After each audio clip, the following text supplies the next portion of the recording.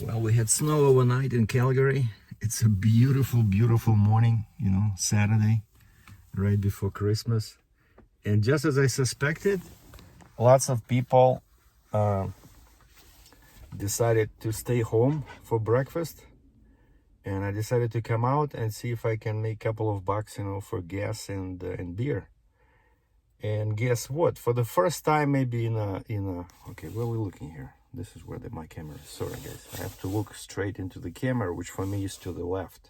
Of course, the natural thing for me to do is to look at my face, but then it'll appear as if I'm looking to the right of the screen. Anyway, so that's the trick. Whenever you do YouTube videos, make sure you look into the eye of the lens, not at your own face. But many people still do it. It's so annoying, You watch a video and somebody's like, who are you talking to? Anyway, for the first time in couple of weeks, DoorDash is busy in this area, Calgary East, basically just northeast of airport.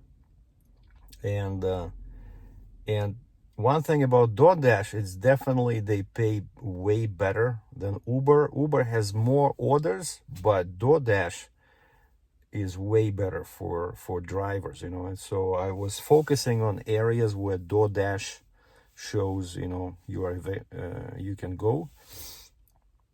Because, if you're outside of that area, you cannot click the Dash Now button. You have to be inside that area. And I wake up this morning like 5 o'clock. Couldn't sleep very well after that marathon live feed. I hope you guys enjoyed it. I cannot believe I was on for 3.5 hours.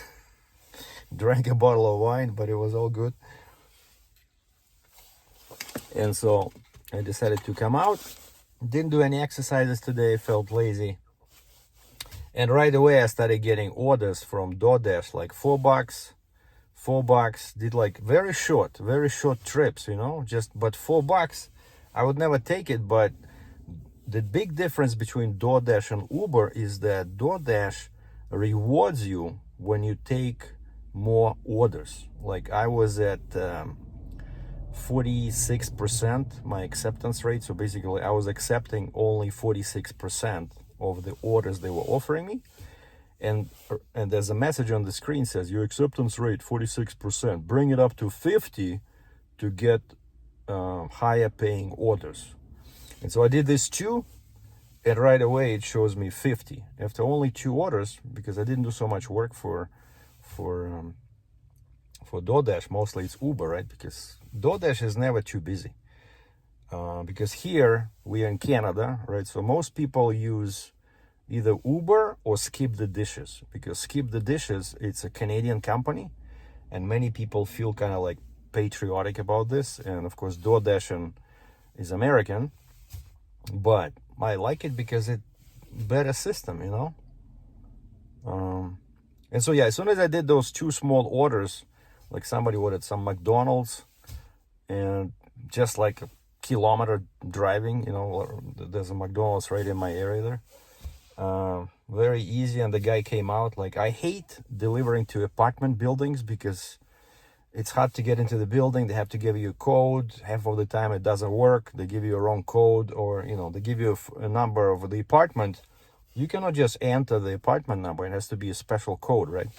But these guys, both of these were to apartments. No, one was to the apartment building. Actually, the guy comes out because they can track you, right? As I'm moving, they get notified when I picked up the order, and then they can see my car moving, because I ordered DoorDash myself a couple of times, and it's like really cool. You can see the progress of the vehicle, like where your order is. And so the guy is looking at his phone. I'm parking the car, and I see the door opens, and some guy comes out, some young kid, and he's looking at his phone. And what was his name? Mohammed, some Arabic or Indian name. And I said, Mohammed? He said, yeah. I said, okay, I got it. And so it was cool. He came out. And the second was Townhouse, Starbucks. Somebody ordered a bag from Starbucks. And it says, in instructions, it says, give it to me. Meet at the door, give the order to me. So I push the ringer button.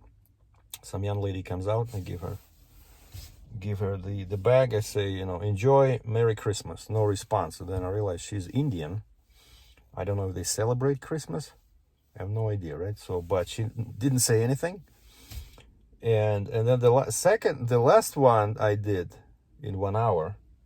And again, I'm taking everything DoorDash is sending me, because now it shows 50% acceptance rate. So now I'm supposed to get premium orders, but the message next to that says, increase your acceptance rate, that's how they talk, to 70% to get better paying orders. 70%, you know?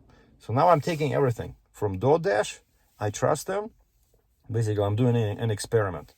I'm taking every order DoorDash sends my way. And the last one, it's really funny, and that's why I'm enjoying this. I mean, recording this, sorry. So this is the, like right behind the corner there, are these townhouses. That's where I delivered. And on the other side, I don't know if you can see this, there's a road there, there's a roundabout. And on the other side, there's a plaza, like a strip mall. And that's where we have brand new McDonald's, like amazing inside, like new design. Starbucks, we have Dollarama, we have a bunch of Indian restaurants, we have 7-Eleven with a gas station. By the way, that 7-Eleven has beans to cup coffee, and they have Americano. Like this small cup is $2, whereas if you go to McDonald's, it's like $3.50, you know? So now I buy my Americano from 7-Eleven. It tastes the same, even if not better than at Starbucks, you know, and way cheaper. But order number 3 says go to McDonald's, and I was just around the corner here because the first order was like a kilometer. It was Starbucks to like a kilometer, $4. Okay, I'll take it. You know, it's like $4, $2 a mile. Okay. And then I'm sitting there, and it says go to McDonald's. So I drive back 1 kilometer to this plaza. I go to this brand new McDonald's, and pick up two bags, and I didn't even check. I clicked accept even without checking the distance, but you know, sometimes it can be bad. But I saw the number $9.95, like this order was paying $9.95, and that's like, you know, unless you're familiar with food delivery, that's pretty good, you know, because most orders is like $3, $5. It's just a waste of time. But this says $9.95, and of course all currency is Canadian, so I didn't even check the distance. So I go pick up the order, and then I click directions so it can start sending me. And it shows me some, because there's a roundabout here. I'm guessing it's not yet updated on the map. It shows like I have to go south, then back here, like as if they don't see this roundabout. And so instead of, let's say, basically it shows distance 5 kilometers. I'm like, what? And I can see, like that's the plaza, again, that's the plaza. So you pick up at McDonald's over there, you come out to that road, you go through the roundabout, you go back here, you turn around, and that's the house. So basically, you cannot see McDonald's from here because it's hidden behind the Starbucks and car wash building, but in reality, it's 850 meters. I kid you not, basically half a mile, because 1 mile is 1609 meters, so 850, pretty much exactly half a mile. But they charge him for 5 kilometers, 3 miles, because the map was incorrect, you know. So what do I do? You know. And so I think the order was $6, the base pay, and then the tip was like the rest was the tip, like $3.50.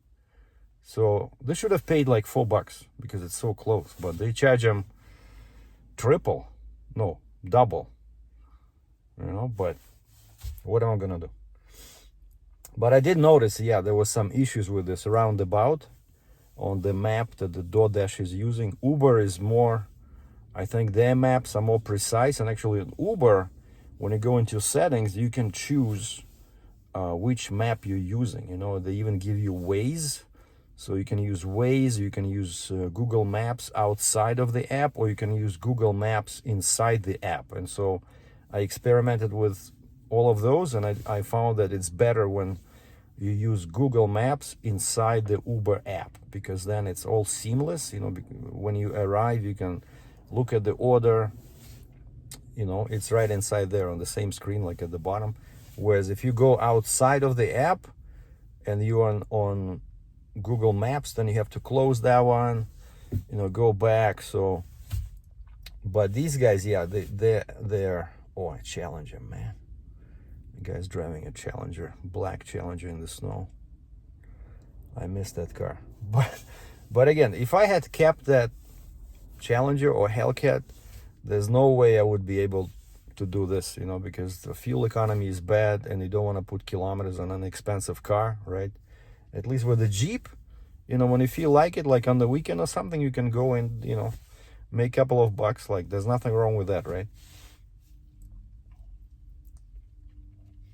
And then, so I'm recording this with a phone, and actually everything died, so probably I should move to a different area. Maybe move to west side, west of Highway 2. Usually over there's more orders.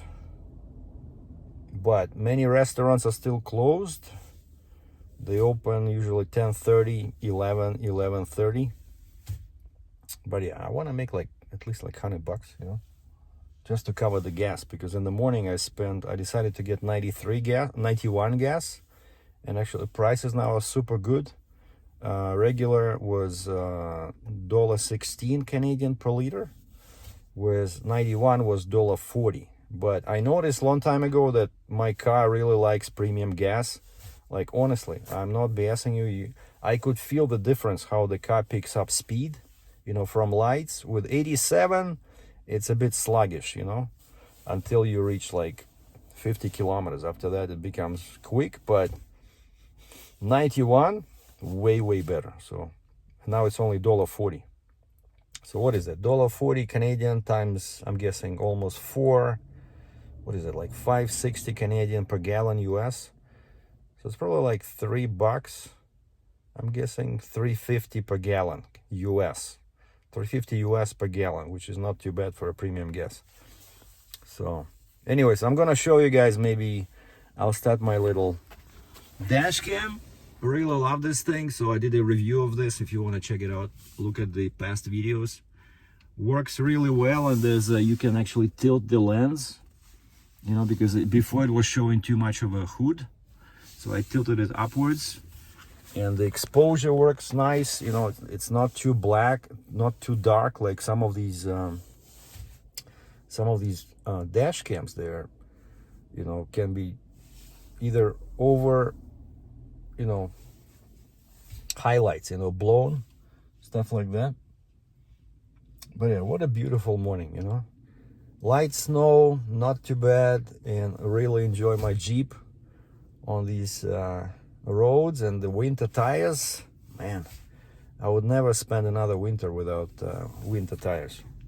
Yeah, and just like that, it disappeared. See this? That's what you see on the DoorDash app. You see, like, this area where I am at right now, it was all red, which is unusual, but most of the time in these areas. So this is Calgary North, and this is Northwest. And you see, like, even downtown here. Okay, what do I have here? $11, 20 kilometers, and it goes in a bad area into east. So we're gonna put it on pause. You see this little mark here? I'm gonna put this useless Uber on pause. I'm gonna focus on DoorDash. So I have to get to this area. So that's like 5 kilometers here. So, and I picked up my GoPro, which I'm using now, and I got my Nikon. I don't know, in case I see something interesting on the road, you know, something for my Instagram. And I got some herbal tea. Let's go. Well, I put my apps on pause because it was like 11:40, 11:45. Nothing was happening, and I was sitting in this plaza. And recently, you know, I came to enjoy Vietnamese food because it's very close to Russian food, in that, you know, Russians usually always have soup, you know, as like one part, as part of the usually lunch we usually have soup or borscht, you know, which is basically you have veggies you have meat, and Vietnamese guys and girls, they do the same thing, right? They have a bowl of soup and they just mixed everything in there, you know, like sliced beef and noodles, right? Even though I'm not a big fan of noodles, but they're very thin. I don't think there's too many calories in there. And I'm sitting here and I see this restaurant, Pho One Pasteur, Vietnamese noodle house, right? So I go inside, order some steak.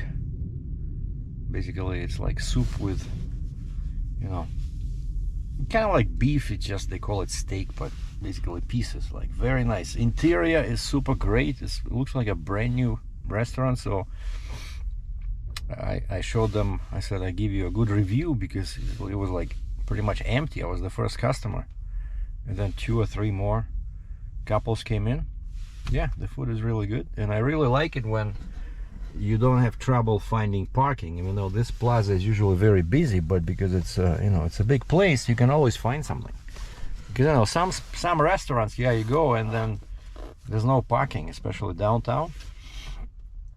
The only problem with this lunch break is that when I came back before, see, that's me, right? That blue dot. Before, this area was red, right? And I just put it on pause. And now when I came back, everything disappeared, so I cannot, there's no resume button. There's okay, schedule 12:30 to 1, so they don't expect anything until 12:30, and time now is 12:03. Oh, busy, see? Okay, now we can click dash, okay, until 1 p.m. And now I am at 51% acceptance rate. And the message says, you're getting priority on higher paying orders. Raise your acceptance rate to 70% to increase your priority. So that's my goal. So like I said, I'm basically taking everything that DoorDash throws at me, and I ignore Uber. And actually I asked these guys, I said, you guys do delivery? You know, I'm like doing some self-marketing, right? I said, you know, just like marketing research. I said, you do deliveries? And they said, yeah. I said, who do you use? And he says, Skip the Dishes, DoorDash, and Uber. I said, DoorDash, that's great, because not that many restaurants use them, but I like DoorDash. You see, now I'm sitting here, that's the red zone, and you can click on that little icon, it tells you what it is. It's McDonald's. Even though there's one right next to me in this plaza over there, there's McDonald's, but it's not showing here, so it's not busy. But this one, which is like 3 kilometers away, shows it's busy. And then this area here, recently this area, that's 201 bypass, that area has been busy, even though it's already technically not Calgary. But I think it's, you know, once you over the bypass road, it's probably already like considered a suburb or something. But anyway, so now we're just sitting and waiting. Time now 12:05. I got nothing better to do, but I'm gonna wait, see if what happens. But yeah, the morning was great, and then everything slowed down. Actually, I think today lunch people are wanna go out, right? Because now the weather's good, it's not that cold, probably like -1. What is this like? Let's see.